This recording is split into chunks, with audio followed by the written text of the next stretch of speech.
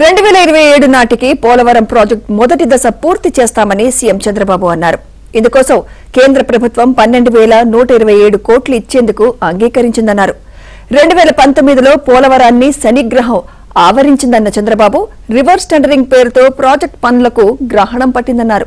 పోలవరానికి పెండింగ్ నిధులు కూడా ఇవ్వాలని కేంద్రాన్ని చంద్రబాబు కోరారు.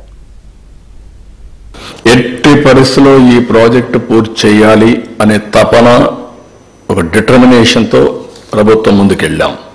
అయితే 2019 గవర్నమెంట్ మారింది.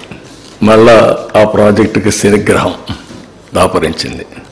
బాధ, ఆవేదన, కసి ఒకసారి కొన్ని రోజులు డైజెస్ట్ చేసుకొని కూడా చేసుకోలేం. 82 సార్లు నేను నెలవారీగా హైదరాబాద్లో ఒకప్పుడు సర్ప్రైజ్ ఇన్స్పెక్షన్స్ 70 సార్లు 75 సార్లు వెళ్ళాను. ఈరోజు ఆ స్థితి అమారుగా ఉందంటే 75 సార్లు చరిత్రలో ఏ ముఖ్యమంత్రి క్షేత్రస్థాయి పరిశీలనకు పోయి ఉండరు.